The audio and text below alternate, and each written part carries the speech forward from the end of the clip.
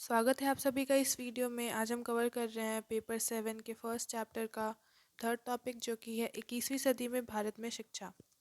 पहले दो टॉपिक को ऑलरेडी कवर कर चैनल पे डाल दिया गया है, तो अगर आप उसको नहीं देखे हैं तो आप जाकर चेकआउट कर सकते हैं। तो हम स्टार्ट करते हैं थर्ड टॉपिक। आज लोगों ने महसूस किया है कि शिक्षा भविष्य के लिए अवसर और आशा में तब्दील होती है। उन्होंने इस तथ्य को समझ लिया है कि शिक्षा प्राप्त करने, रचनात्मकता और जिज्ञासा को बढ़ावा देने, उत्तर खोजने की क्षमता मानव जाति को आगे बढ़ने में मदद करेगी।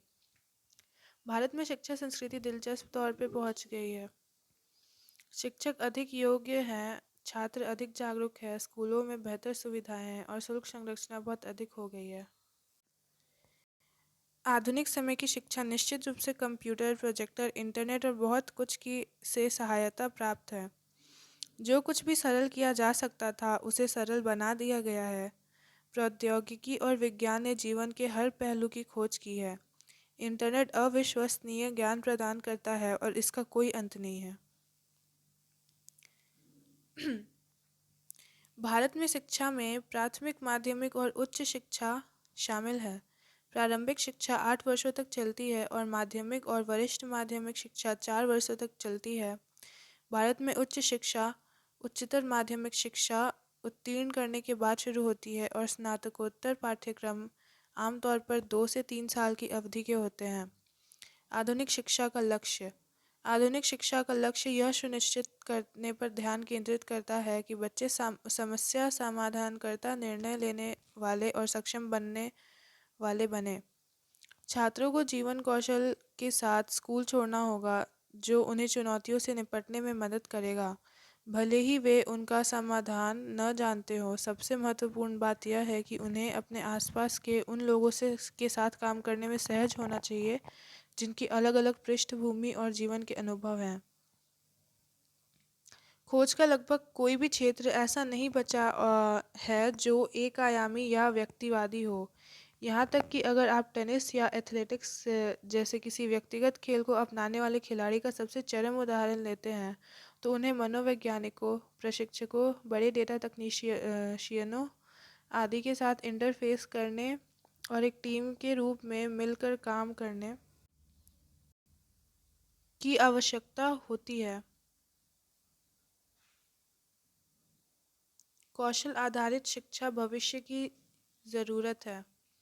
मोटे तौर पर शिक्षा का मतलब केवल निर्धारित पाठ्यक्रम पढ़ाना नहीं है, बल्कि जीवन के हर क्षेत्र में दिमाग को कई संभावनाओं के लिए खोलना, जीवन कौशल को आत्मसात करना और उद्यमशील होने की तैयारी करना है। शास्त्रीय अर्थ में उद्यमिता उद्यम निर्माण पर केंद्रित रही है, लेकिन उद्यम प्रबंधन और स्केलिंग भी अब परिभाषा का एक हिस्सा है। भविष्य व्यक्तिगत शिक्षा, अनुकूलित उपभोग और छोटे सीखने के स्थानों का है, जहाँ छात्र तरल वातावरण में सीख सकते हैं और एक दूसरे से सीख सकते हैं। सहकर्मी शिक्षण शिक्षक छात्र संबंध को एक गतिशील परिवर्तन का सामना करना पड़ेगा, जब स्कूलों में उल्टी कक्षाएं उपवाद के बजाय एक आदर्श बन जाएंगी। विचार पाठ्य पुस्तक से परे होंगे और प्रतिधारण के मूल्यांकन के बजाय ज्ञान के अनुप्रयोग से अधिक जुड़े होंगे। लचीले शिक्षण पद्ध जीवन कौशल प्रदान करने पर ध्यान केंद्रित करती है। छात्र केंद्रित सीखने के तरीके और प्रौद्योगिकी का उपयोग शिक्षा 4.0 की अवधारणा में ला रहे हैं। आधुनिक शिक्षण पद्धति को शामिल करना। आधुनिक शिक्षण पद्धति सोच और विश्लेषणात्मक कौशल पर केंद्रित है। छात्र में हस्तांतरणीय अमूर्त सोच, कौशल और चिंतनशील अवलोकन भविष्य के करियर को विकसित करने में मदद करते हैं। इस प्रक्रिया में परियोजना निर्माण, क्षेत्र यात्राएं और नियंत्रित वातावरण में चुनौतियों का सामना करना शामिल है। यह भविष्य की सफलता का आधार है, क्योंकि वह यह सीखने और करने के बीच के अंतर को पाटता है। सिद्धांत और व्यवहार के बीच विसंगति दूर हो गई है। सीखने की अवस्था को बढ़ाया जाता है और कार्य प्रणाली स्पष्ट मानसिकता और व्यवहार परिवर्तन उत्पन्न करने में सहायक होती है। यह समग्र शैक्षिक प्रथाओं को की नींव रखता है और जो एक ऐसे वातावरण बनाता है जो जीवन भर सीखने की सुविधा देता है। छात्र की प्राकृतिक जिज्ञासा को बढ़ाता है और नाटकीय रूप से प्रतिधारण को बढ़ाता है। मूल्यांकन प्रणाली भी मजबूत है और आधुनिक पद्धति के उपयोग के साथ व्यक्तिगत स्तर पर प्रत्येक बच्चे की मुख्य शक्तियों और सुधार के क्षेत्रों का मूल्यांकन करने में मदद करती है। शिक्षण कार्यक्रम में प्रौद्योगिकी का उपयोग। प्रौद्योगिकी ने समुदायों के बीच बेहतर बातचीत को सक्षम बनाया है और शिक्षाविदों को तकनीक को बेहतर कार्यप्रणाली और नए युग के शिक्षा शास्त्र